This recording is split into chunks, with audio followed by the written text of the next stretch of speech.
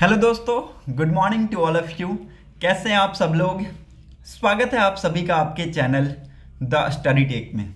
So in this video we are going to discuss the complete Hindu newspaper analysis of 12th of December 2024, 12 दिसंबर 2024 के important articles and editorial को discuss करेंगे।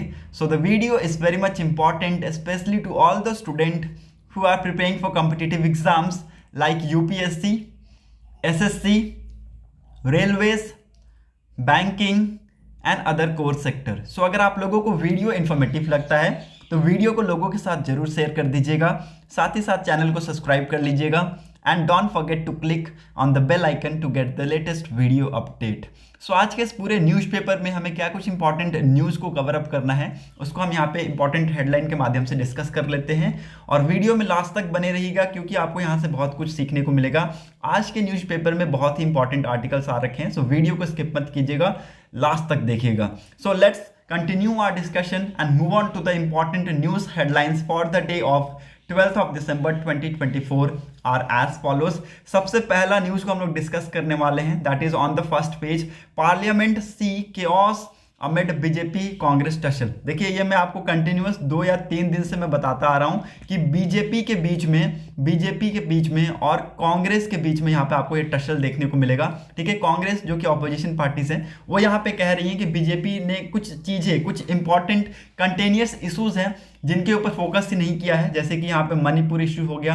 ठीक है, अडानी के ऊपर जो एलिगेशंस लगाए गए हैं उनके ऊपर कोई बातचीत नहीं हुई पार्लियामेंट में। ठीक है, तो ये सारे इश्यूज के ऊपर यहाँ पे बातचीत करने के लिए डिमांड की गई है। ठीक है, हालांकि अभी देखिए ये जो चीज़ें यहाँ पे पार्लियामेंट में होती हुई आपको देखने को मिल रही है। ठीक है, तो पार्लियामेंट में एक टाइप का केओस टाइप का सिचुएशन हो चुका है बिटवीन आपका बीजेपी और Congress. Okay, hope you are getting my point. ये सारी चीज़ें हम लोग यहाँ पे डिस्कस करेंगे आर्टिकल में। सेकेंड इंपॉर्टेंट न्यूज़ की तरफ मूव करते हैं। Indian scientist develop novel gene therapy to provide one time solution for haemophilia. ठीक है, देखिए अगेन एक इंपॉर्टेंट न्यूज़ है, इसको आप अपने न्यूज़पेपर में हाईलाइट कर लीजिएगा। इंडियन साइंटिस्ट ने recently novel gene therapy develop किया है, इसको एक वन टाइम सॉल्यूशन बताया गया है फॉर हीमोफीलिया। ओके, और मैं आप सभी को बता दूं इसका कॉस्ट जो है for over the period of 10 years की पीरियड में आपको इसका कॉस्ट कितना पड़ेगा, 2.5 करोड़ के आसपास पड़ेगा। ठीक है, तो कॉस्ट ज़्यादा है इसका, लेकिन ये वन टाइम सॉल्यूशन बताया गया है। और जो इसके ट्रायल्स हुए हैं 5 to 10 ह्यूमन में इसके ट्रायल्स हुए हैं, ज़्यादा यहाँ पे इसके ट्रायल्स हुए नहीं हैं, लेकिन जितने भी ट्रायल्स हुए हैं सारे पॉजिटिव रिजल्ट हमें इसके देखने को मिले हैं। सो अगेन एक इंडियन साइंटिस्ट ने ये नोवल जीन थेरेपी डेवलप की है जो कि हेमोफीलिया का ट्रीटमेंट बताया जाता है। Third important news that is excessive heat among most search term in 2024 in India. देखिए इस आर्टिकल में आपको क्या पता चलेगा, 2 इंपॉर्टेंट चीज पता चलेगा कि जो गूगल बार होता है, गूगल सर्च बार होता है, ठीक है, उस पर क्या कुछ इंपॉर्टेंट सर्चेस होती है। ठीक है, या वो हो गया आपका, एक तो इंडिया में, दूसरा हो गया ऑल ओवर द वर्ल्ड में। ठीक है, तो पहला आपको मोस्ट इंपॉर्टेंट सर्चेस इंडिया का बताऊंगा मैं आप सभी को, दूसरा आपको मोस्ट इंपॉर्टेंट सर्चेस आपको बताऊंगा वर्ल्ड का। कुछ और चीजें इसमें आप सभी को मैं बताऊंगा, जैसे कि हो गया सबसे ज्यादा किन एक्टर्स को सर्च किया गया है। ठीक है, कौन से इवेंट को यहाँ पे सर्च किया गया है ये भी आप सभी को मैं बताऊंगा, किस मूवीज को सबसे ज्यादा यहाँ पे सर्च किया गया है ये भी मैं आप सभी को इसके थ्रू बताने वाला हूँ। ओके, सो होप आप सभी को ये सारी चीजें समझ में आ रही होंगी। Now moving on to the fourth important news, the mosque which face survey petition। देखिए इस आर्टिकल एक्चुअली ये जो आर्टिकल ये कहाँ आया हुआ है, टेक्स्ट एंड कंटेक्स्ट पेज में आया हुआ है, और इस आर्टिकल के थ्रू आप सभी को ये पता चलेगा कि कौन कौन से ऐसे मॉस्क होंगे जो कि यहाँ पे पिटिशन फेस करेंगे। ठीक है, तो 3 या 4 मॉस्क हैं, उनके नाम बताऊंगा, वो आप लोग लिख लीजिएगा, इंपॉर्टेंट है। Okay, fifth important news, amid then Lok Sabha clear railway bill to enhance independence of board. देखिए यहाँ पे केओस तो है ही, ठीक है, अपोजिशन पार्टीज यहाँ पे देखिए जो पार्लियामेंट में जो सिचुएशन है वो अभी सही नहीं है, उसके बावजूद भी अगर आप देखें तो लोकसभा ने यहाँ पे रेलवे बिल को क्लियर किया है और it clears to enhance the independence of board. Okay, तो इसको भी डिस्कस करेंगे आर्टिकल में। Sixth important news that is India accounts for half of malaria cases in South East Asia in 2023। देखिए यहाँ पे WHO की रिपोर्ट आई है। ठीक है, WHO की रिपोर्ट आई है और WHO ने कहा है कि साउथ ईस्ट एशिया रीजन में 2023 में अगर आप देखें तो जो मलेरिया के केसेस हैं वो इंडिया से हमें ज्यादा देखने को मिले हैं। ठीक है, इंडिया में लगभग आधे से ज़्यादा केसेस हैं मलेरिया के। ओके, और इसमें आपको डाटा मैं बताऊंगा कि इंडिया कितना अकाउंट करता है। ठीक है, वर्ल्ड में क्या पोजीशन है, ठीक है, वर्ल्ड में क्या पोजीशन है, ठीक है, वर्ल्ड में मलेरिया को लेके क्या कुछ यहाँ पे सिचुएशन है, वो भी मैं आपको इस आर्टिकल में बताऊंगा।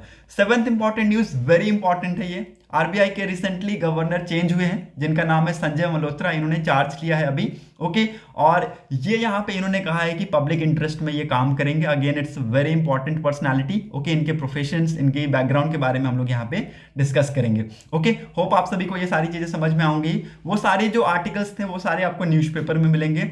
जो मैं आप सभी को अभी पढ़ा रहा हूं ये मैंने आप सभी के लिए डिफरेंट सोर्सेज से ले रखा है, कुछ इंपॉर्टेंट न्यूज़। ठीक है, इंडिया ने रिसेंटली फर्टिलिटी रेट के टारगेट को अचीव किया है। ठीक है, ऐसा यहाँ पे union minister of state and health family welfare Anupriya Patel ji का कहना है। इन्होंने अनाउंस किया है राज्यसभा में that India has reached a total fertility rate of 2.0 which aligned with the goal of National Population Policy 2000 and the National Health Policy 2017 जिसका target था 2.1।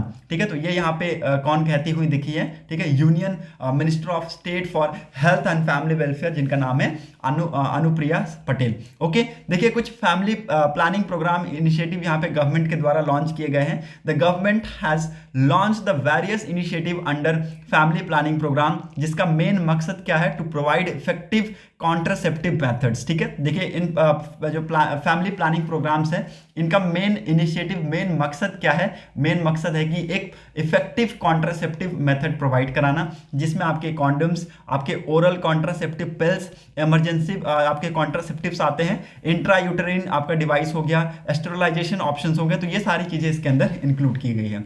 Recent introductions किए गए हैं कुछ पिल्स के, कुछ इंजेक्शंस के, जैसे कि आपका हो गया अंतारा इंजेक्टेबल कॉन्ट्रासेप्टिव हो गया, ठीक है, छाया चेंट्राक्रोमन आपका पिल्स हो गया, तो इनको रिसेंटली इसके अंदर इंक्लूड किया गया है।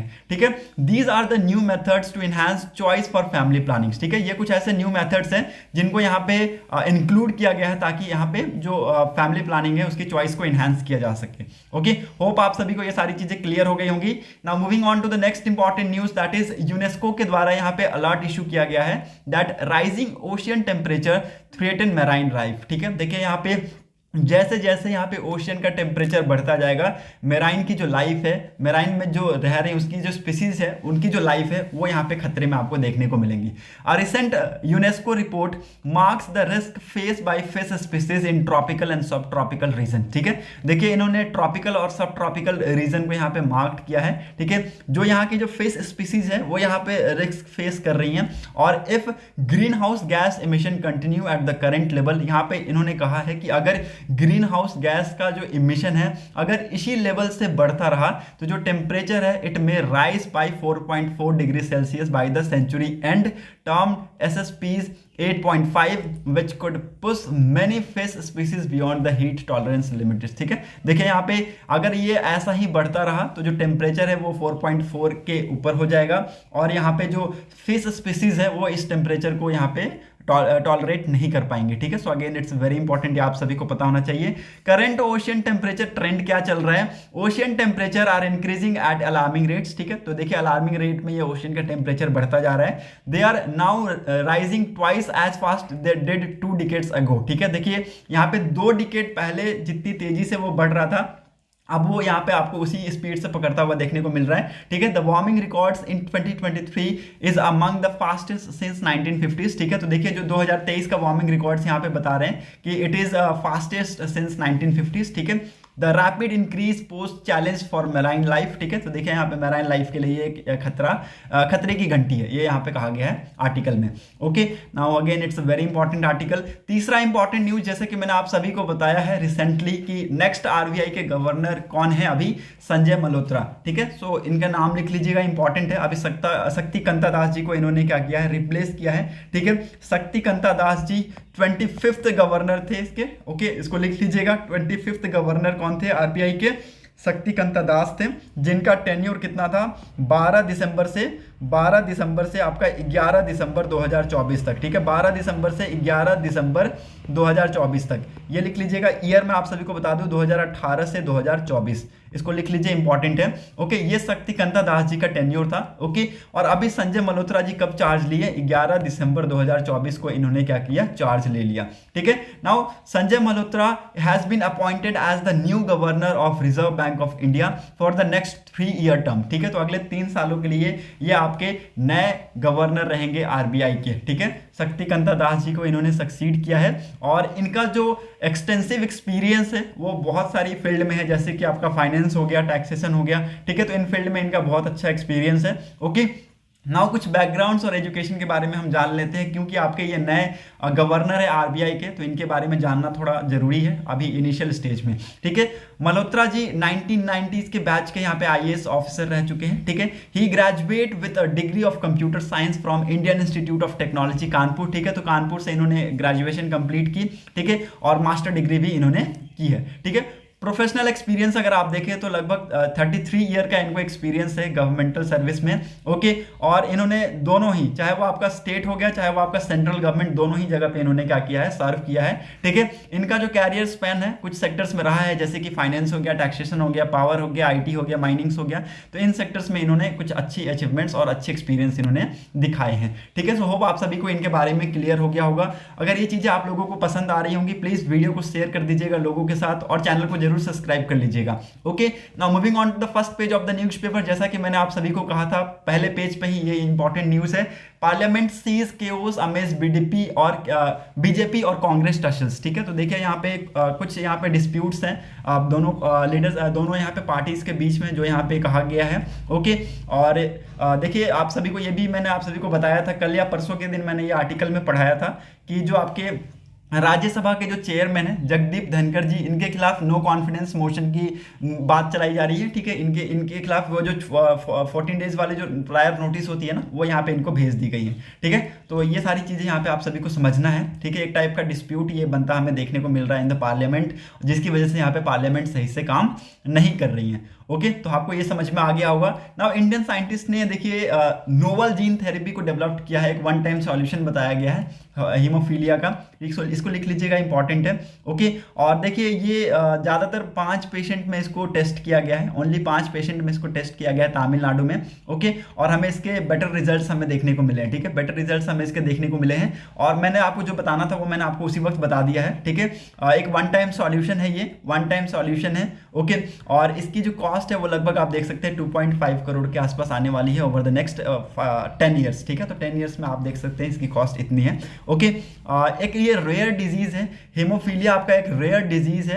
इंडिया में अगर आप देखें तो India has the world second largest patient. ठीक है, मतलब कि 40,000 से 1 लाख के बीच में आपको पेशेंट देखने को मिलेंगे हेमोफीलिया का। ओके, तो अगेन इंपॉर्टेंट न्यूज है। The treatment require conditions requires in injections at frequent intervals. ठीक है, तो फ्रीक्वेंट इंटरवल के बाद ये इंजेक्शंस टाइप की जो चीजें हैं वो रिक्वायरमेंट करती है, with fusions of clotting factors to prevent bleedings. ठीक है, ब्लीडिंग ना हो इसको यहाँ पे प्रिवेंट करने के लिए यहाँ पे क्लोथिंग फैक्टर्स को उसके थ्रू इनपुट किया जाता है। ठीक है, सो होप आप सबको ये सारी चीजें क्लियर हो गई होंगी।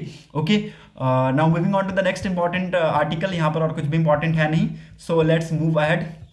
आज का जो एडिटोरियल सेक्शन है आप उसको स्किप कर सकते हैं, there is nothing to read on it. Okay, now moving on to the opinion section. Excessive heat among most search terms in 2024 in India. देखिए ये मैं आप सभी को चार्ट 1 चार्ट 2 के थ्रू ही बता सकता हूं, क्योंकि मुझे यहाँ पे पढ़ने की जरूरत नहीं है। ठीक है, क्योंकि मैंने ये पूरा आर्टिकल पढ़ रखा है, तो ये आप सभी को मैं बता दूं, चार्ट 1 से आपको ये पता चलेगा कि कौन कौन सी चीजें यहाँ पे इंडिया में सर्च की गई है सबसे ज्यादा, और चार्ट 2 में आपको पता चलेगा कि which are the things which is the most search in the world. ठीक है, वर्ल्ड में आपको ग्लोबली 2024 में क्या कुछ सर्च में आपको देखने को मिलेगा। सबसे पहले इंडिया का डिस्कस कर लेते हैं कि मोस्ट सर्च टर्म क्या है, आईपीएल। ठीक है, और ये आपका जो डार्क वाला जो रीजन है ये आपको दिखा रहा है कि मई 12 मई से लेकर 18 मई के बीच में ये इसका पीक इंटरेस्ट रहता है इंडिया में। ठीक है, मतलब कि मई के महीने में 12 से 18 के बीच में आप देखेंगे सबसे ज्यादा आईपीएल को लेकर सर्च किया जाता है। ठीक है, दूसरा आपका हो गया क्या, T20 वर्ल्ड कप। ओके, और जून 23 से लेकर जून 29 के बीच में इसको सबसे ज्यादा सर्च किया जाता है। तीसरा हो गया भारतीय जनता पार्टी, जब इलेक्शन होने वाला होता है तो इसको सबसे ज्यादा सर्च किया जाता है। है। चौथा हो गया आपका इलेक्शन रिजल्ट्स, ठीक है, जब इलेक्शन हो जाते हैं तो इसको सबसे ज़्यादा सर्च किया जाता है जून से लेकर जून 8 के बीच में। ओके, ओलंपिक 2024 ये आपको 4 अगस्त से लेकर 10 अगस्त के बीच में इसको सबसे ज़्यादा सर्च किया जाता है। एक्सेसिव हीट आप देखेंगे इस बार यहाँ पे सर्च ज़्यादा किया गया है जून 26 से लेकर जुलाई 2 के बीच में। ओके, रतन टाटा जी को यहाँ पे सर्च किया गया था सितंबर 29 से लेकर अक्टूबर 5 के बीच में। ओके, इंडियन नेशनल कांग्रेस को यहाँ पे जून 2 से लेकर जून 8 को सर्च किया गया था। पीकेएल को यहाँ पे सर्च किया गया, आईएसएल को यहाँ पे सर्च किया गया है। ठीक है, तो ये आपके मोस्ट सर्च टर्म्स है इन इंडिया इन 2024। और ये जो चार्ट 2 है ये दिखाता है मोस्ट सर्च टर्म ग्लोबली इन 2024। ठीक है, और ये जो ब्लू वाले सेक्टर्स है ये यहाँ पे आपको ट्रेंड्स दिखाते हैं कि कौन से महीने में सबसे ज्यादा यहाँ पे ट्रेंड्स रहता है। ठीक है, कोप अमेरिका आपको यहाँ पे देखने को मिलेगा सबसे ज्यादा सर्च किया गया है ग्लोबली। 30 जून से लेकर 5 जून को आपको ये इंटरनेट पे ज्यादा मिलेगा। ओके, यूईएफए यूरोपियन चैंपियनशिप आपको ये मिलेगा 23 जून से 29 जून के बीच में सबसे ज्यादा इसको ट्रेंड में देखने को मिलेगा।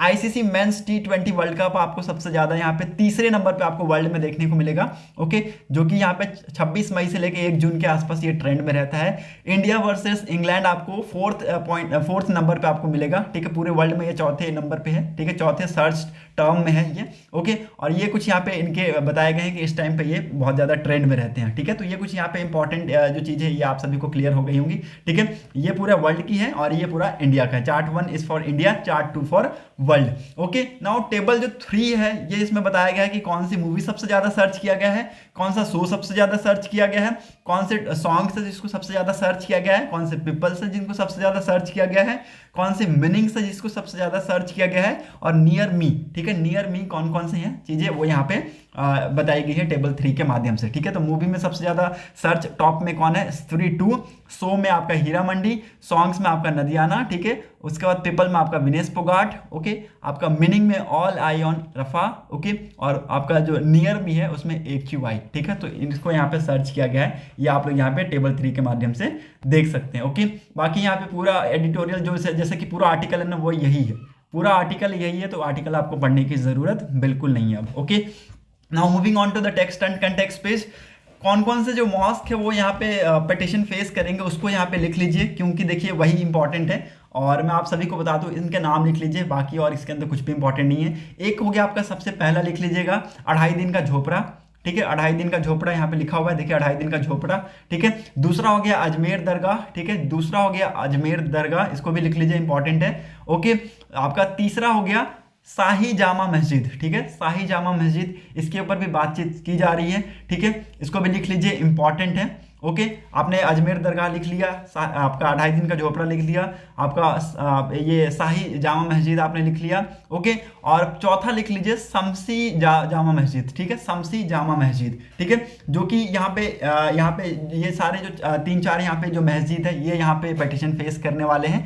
देखिए ये जो इश्यूज है ना ये स्टार्ट हुआ था कब से, ये स्टार्ट हुआ था एक यहाँ पे सुप्रीम कोर्ट ने यहाँ पे पिटिशन फाइल किया था। ठीक है, उस टाइम पे ये ऑब्जर्वेशन दिया गया, और यहाँ पे ऑब्जर्वेशन किसके द्वारा दिया गया था, जस्टिस DY चंद्रचूड़ के द्वारा दिया गया था। इन्होंने कहा कि सेक्शन 3 और सेक्शन जो 4 है of place of worship act 1991 ये प्रोहिबिट नहीं करता है आपके रिलीजियस कैरेक्टरिस्टिक्स के असाइनमेंट्स को। ठीक है, so again it's very important, ये आप लोग स्टेटमेंट लिख लीजिएगा। DY चंद्रचूड़ ने कहा कि आपके प्लेस ऑफ वर्शिप एक्ट 1991 है, इसके अंदर का जो सेक्शन 3 और 4 है, it do not prohibits the assignments of religious characters of any place of worship. ठीक है, तो जब ये यहाँ पे स्टेटमेंट आया तो कुछ बहुत सारे स्टेट्स ने यहाँ क्या कर दिया, अपने जो यहाँ पे स्टेट्स में जो भी मॉस्क थे उनके खिलाफ यहाँ पे पिटिशन फाइल किया, और उनको यहाँ पे उनकी फाइंडिंग्स यहाँ पे करने लगे कि ओरिजिनली वो क्या था, उससे पहले वो क्या होने लगे, उससे बाद यहाँ पे क्या होगा। ठीक है, तो यहाँ पे ऐसे चीजें यहाँ पे निकल के सामने आने लगी।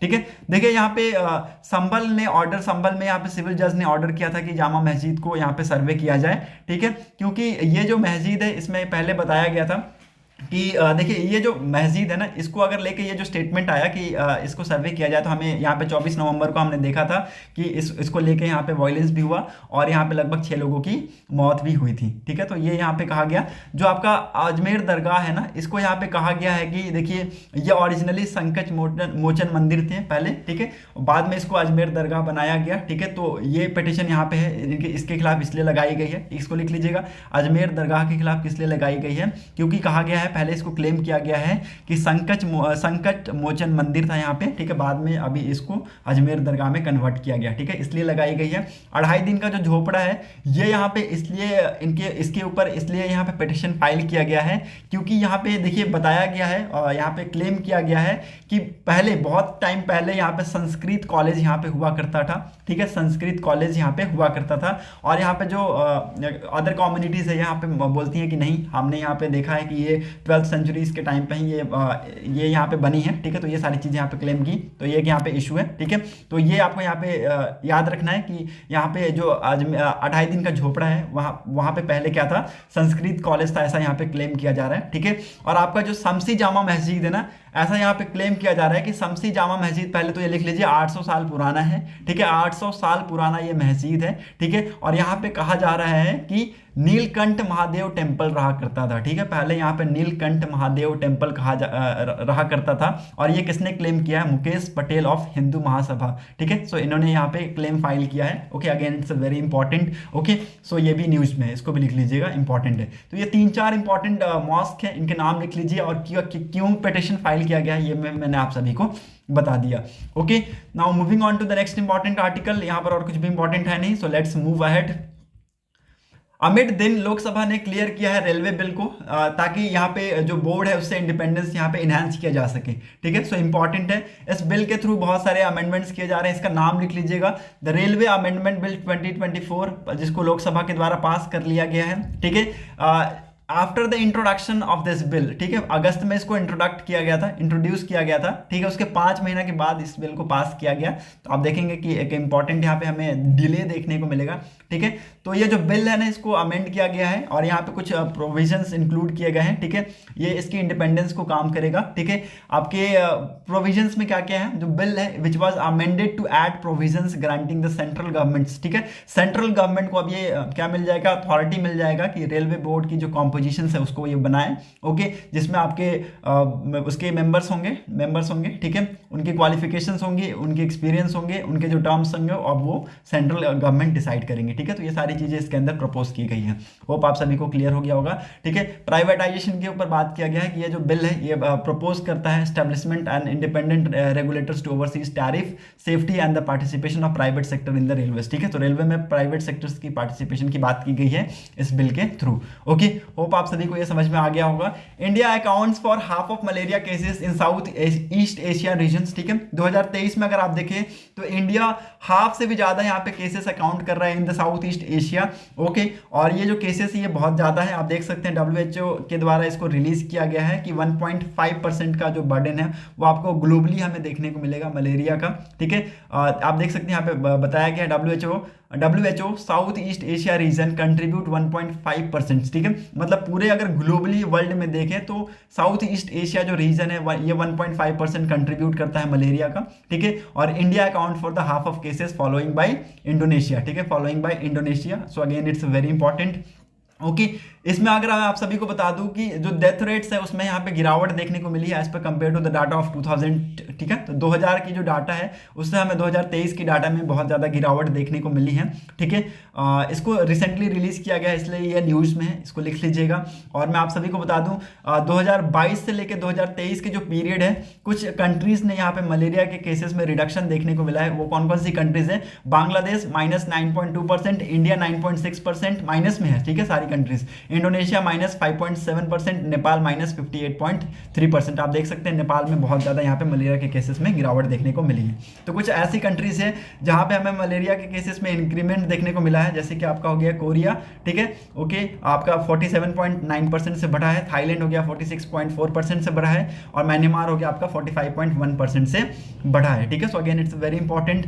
कुछ ऐसे भी यहाँ पे कंट्रीज है जहाँ पे जीरो मलेरिया है, जैसे कि आपका हो गया भूटान और आपका तैमूर लिस्ट हो गया, ठीक है। सो देखिए according to WHO latest report, world malaria report, there were an estimate of 263 million cases and 5,97,000 malaria deaths worldwide in the 2023, ठीक है। तो देखिए 2023 के डाटा से हमें यह पता चलता है कि 263 मिलियन केसेस हमें पूरे वर्ल्ड वाइड देखने को मिलते हैं, ठीक है। और इतने ही अमाउंट ऑफ यहाँ पे डेथ्स भी हैं, ओके। सो ये आप सभी को पता होना चाहिए। होप आप सभी को यहाँ पे सारी चीज़ें क्लियर हो गई होंगी।